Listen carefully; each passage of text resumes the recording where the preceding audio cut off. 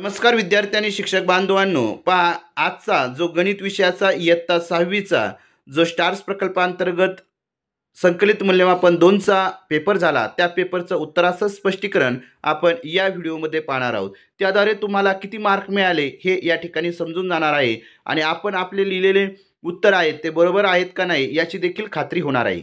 चला तर मग लगेचच पाहूया. पहा या ठिकाणी प्रश्न 3रा होता. खाली दिलेली उदाहरणे सोडव. मोटरसायकलची किंमत अक्षरातली पहा 2,95,450 ही या ठिकाणी संख्या होती, ती आपल्याला अक्षरामध्ये लिहायची होती. पहा या ठिकाणी मी लिहिली 2,55,095 95,000 पहा 2,95,450 रुपये. त्यानंतर 7,72,352 ही संख्या अंकात दर्शवणारा योग्य पर्याय क्रमांक चौकटीत लिहा. पहा 7,72,352 या ठिकाणी पर्याय क्रमांक 3 लिहिणं गरजेचं आहे. त्यानंतर विस्तारित रूपावरून संख्या लिही. पहा या ठिकाणी 9,83,521 9,83,521 ही संख्या या ठिकाणी विस्तारित रूपावरून येणार आहे. त्यानंतर बेरीज कर. पहा ज्या पहिल्या बेरीज आहे त्याचं उत्तर आले 7,99,029 आणि पहा या ठिकाणी वजाबाकी कर, त्याचं उत्तर आलंय 8,24,261. या पद्धतीने आपलं उत्तर येणं अपेक्षित आहे. त्यानंतर गुणाकार कर. 6,357 गुणिले 25 पहा 25ने डायरेक्ट गुणलं तर उत्तर येतंय 1,58,925. जर आपल्याला 25चा पाढा येत नसेल तर अगोदर 5ने गुणा नंतर 2ने गुणा, तरी देखील उत्तर किती येणार आहे 1,58,925 उत्तर येणार आहे. त्यानंतर भागाकार कर. 9,096 भागिले 16 हा भागाकार केल्यानंतर उत्तर येतंय 568.5 किंवा 568 केलं तरी देखील आपलं उत्तर या ठिकाणी बरोबर असणार आहे. त्यानंतर हा आहे मदत निधीसाठी शाळेतील 375 विद्यार्थ्यांनी प्रत्येकी ₹30 प्रमाणे रक्कम गोळा केली तर एकूण किती रक्कम गोळा झाली. पहा म्हणजे 375 विद्यार्थ्यांनी प्रत्येकी ₹30 म्हणजे या ठिकाणी गुणाकार करायचा. 375 गुणिले 30 पहा 375 गुणिले 30 केल्यानंतर 11,250 रुपये गोळा होतील. पहा त्यानंतर प्रश्न 4था आहे सोडवा. समीकरण m/3 बरोबर 9. पहा मग काय करावं लागेल. पहा आता m बरोबर 3 या ठिकाणी भागिले येतं, इकडे काय होतील गुणिले, मग m बरोबर 9 गुणिले 3 m बरोबर 9 त्रिक 27 म्हणजे m बरोबर 27 हे आपलं उत्तर येणं गरजेचं होतं. त्यानंतर p वजा 4 बरोबर 25. मग पहा आता या ठिकाणी वजा 4 आहेत, तिकडे काय होतील अधिक 4 म्हणजे p बरोबर पहा म्हणजे डाव्या बाजूला वजा 4 आहेत ते उजव्या बाजूला गेल्यानंतर काय होणार आहेत अधिक 4 होणार आहेत. म्हणजे p बरोबर 25 अधिक 4 म्हणजे p बरोबर 29 या पद्धतीचं उत्तर येणं गरजेचं आहे. पहा आता या ठिकाणी 3 बरोबर x अधिक 3 पहा या ठिकाणी अधिक 3 आहेत उजव्या बाजूला, डाव्या बाजूला घ्यायचे ते त्या ठिकाणी वजा होतील. मग 3 वजा 3 बरोबर x म्हणजे x बरोबर 0. त्यानंतर ब आहे खाली दिलेल्या माहितीवरून समीकरण तयार करून उकल शोधून लिहा. पहा या ठिकाणी काय सांगितलंय, अमितने बाजारातून काही आंबे विकत घेतले, त्यातून प्रत्येक मित्राला 3 याप्रमाणे 9 मित्रांना आंबे वाटले, तेव्हा त्याच्याकडे 5 आंबे शिल्लक राहिले तर त्याने बाजारातून किती आंबे विकत घेतले. पहा आता अमितने बाजारातून काही आंबे विकत घेतले म्हणजे x आंबे विकत घेतले आणि त्यातून प्रत्येक मित्राला 3 म्हणजे पहा आता 9 मित्रांना म्हणजे 9 मित्रांना प्रत्येकी 3 म्हणजे 9 गुणिले 3 आंबे वाटले, तेव्हा त्याच्याकडे किती तर अधिक 5 म्हणजे 5 आंबे शिल्लक राहिले तर बाजारातून त्याने किती आंबे आणले. म्हणजे अशा पद्धतीचं या ठिकाणी समीकरण तयार होईल. विकत घेतलेले आंबे x बरोबर 9 गुणिले 3 अधिक 5 मग 9 त्रिक 27 27 अधिक 5 झाले 32 म्हणजे या ठिकाणी किती आंबे त्याने बाजारातून विकत घेतले तर 32 आंबे बाजारातून विकत घेतले. त्यानंतर प्रश्न 5वा आहे खाली दिलेली उदाहरणे सोडवा. 1/2 म्हणजे किती टक्के अचूक उत्तराच्या पर्याय क्रमांकात चौकटीतल्या. पहा 1/2 म्हणजे 50%. किती 50% म्हणजे पर्याय क्रमांक 4 या ठिकाणी लिहिणं गरजेचं होतं. त्यानंतर ब आहे पहिल्या राशीचे दुसऱ्या राशीशी असलेले गुणोत्तर काढ. 40 मणी 90 मणी. पहा आता 40 मणी 90 मणी या ठिकाणी गुणोत्तर काढायचंय. हा शून्य गेला हा शून्य गेला 4 9 हे गुणोत्तर आलं. 30 मिनिटे आणि 2 तास. आता 30 मिनिटे म्हणजे पहा आता 30 मिनिटे म्हणजे किती होतात तर 30 मिनिटे आणि 2 आता या ठिकाणी काय आहे तर जे एकक आहे ते वेगवेगळं आहे. इकडे मिनिटे इकडे तास आहे, मग आपल्याला सारखं करून घ्यावं लागेल. आता 30 मिनिटे ते मिनिटच राहून देऊ, तास 2 तासाचं काय करायचं मिनिटामध्ये रूपांतर करायचं, म्हणजे 120 मिनिटे होतील बरोबर. 1 तास म्हणजे 60 मिनिटे आणि 2 तास म्हणजे 120. मग 30/120, मग 0 गेला 0 गेला, 3 1 3, 3 चौक 12 म्हणजे 1 4 हे त्याचं काय येणार आहे उत्तर येणार आहे. त्यानंतर क आहे मेरीचं वय 10 वर्ष आहे, तिच्या वडिलांचे वय 44 वर्ष असून तिची आई वडिलांपेक्षा 4 वर्षांनी लहान आहे, तर मेरीच्या वयाचे आईच्या वयाशी असलेले गुणोत्तर काढ. पहा आता मेरीचं वय 10 वर्ष, वडिलांचं वय 44 वर्ष आणि आईचं वय वडिलापेक्षा 4 वर्षांनी लहान, म्हणजे 44 वजा 4 म्हणजे 40, म्हणजे 10चं म्हणजे मेरीचं वय 10 आहे आणि आईचं वय 40 आहे. 10चं 40 अशी गुणोत्तर काढायचं सांगितलंय.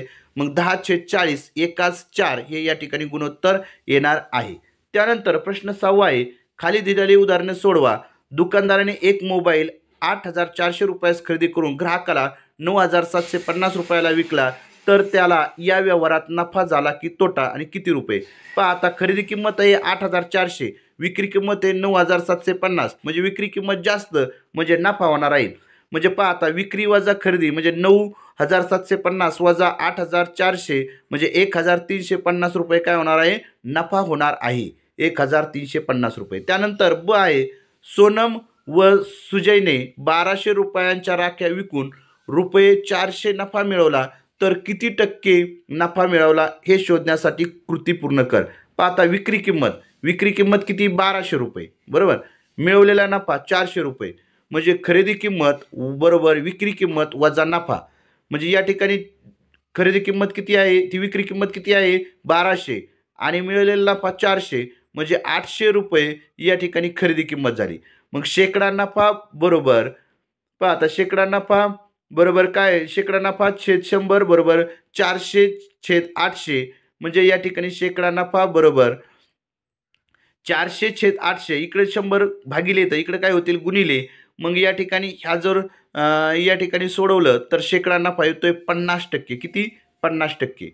शब्बीरच्या वडिलांनी रुपये 5,000ची केळी खरेदी केली. अचानक खूप पाऊस पडल्याने थोडी केळी भिजली व खराब झाली. उरलेली चांगली केळी विकून त्याला 3,500 रुपये मिळाले, तर त्याला शेकडा नफा किंवा तोटा किती झाला. पहा खरेदी किंमत 5,000, विक्री किंमत 3,500, म्हणजे या ठिकाणी खरेदी किंमत जास्त आहे विक्री किंमतीपेक्षा, म्हणजे तोटा झाला, तर 1,500 रुपये तोटा झाला. मग शेकडा तोटा या ठिकाणी काढला.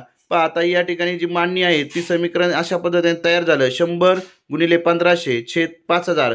पहा आता या ठिकाणी हा शून्य गेला, हा शून्य गेला, हा शून्य गेला, हा शून्य गेला, 5×15 आणि 5×15 आणि 5×10 50, मग 10 हा शून्य गेला, हा शून्य गेला, म्हणजे 10 गुणिले 3 10×30 म्हणजे 30% तोटा हे त्याचं उत्तर येणं गरजेचं होतं.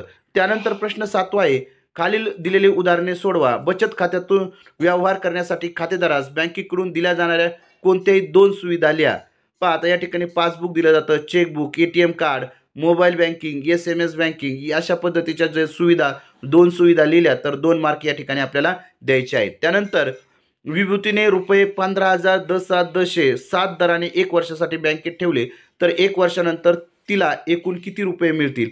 पहा आता या ठिकाणी सरळ व्याज बरोबर म गुणिले द गुणिले क, म्हणजे मुद्दल गुणिले दर गुणिले कालावधी छेद 100.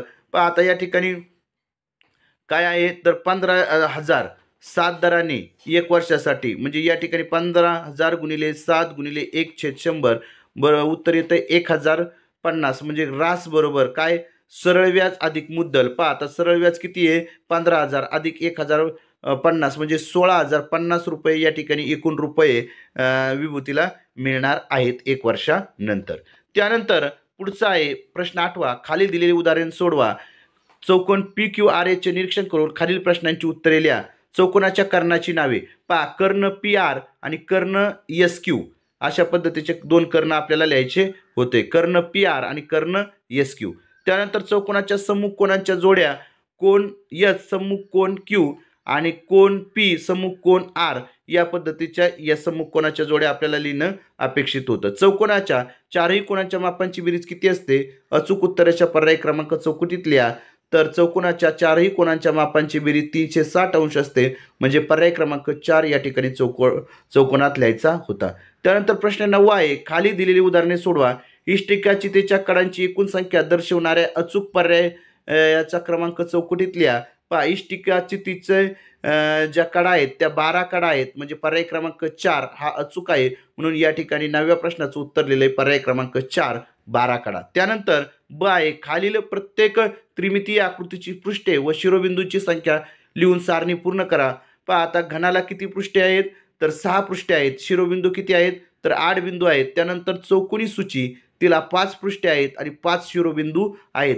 अशा पद्धतीने आपण ही जी प्रश्नपत्रिका आहे इयत्ता 6वीची संकलित मूल्यमापन 2 स्टार्स प्रकल्पांतर्गत गणित विषयाची तिचं अचूक उत्तरासह स्पष्टीकरण आपण या व्हिडिओमध्ये पाहिलेलं आहे. नक्कीच तुम्हाला तुमचे जे प्रश्न आहेत तुम्ही बरोबर सोडवलेत का नाही याची खात्री या उत्तरासह स्पष्टीकरणातून मिळाली असेल. सर्वांनी हा व्हिडिओ पाहिला या ठिकाणी सर्वांचा आभार मानतो आणि थांबतो. धन्यवाद.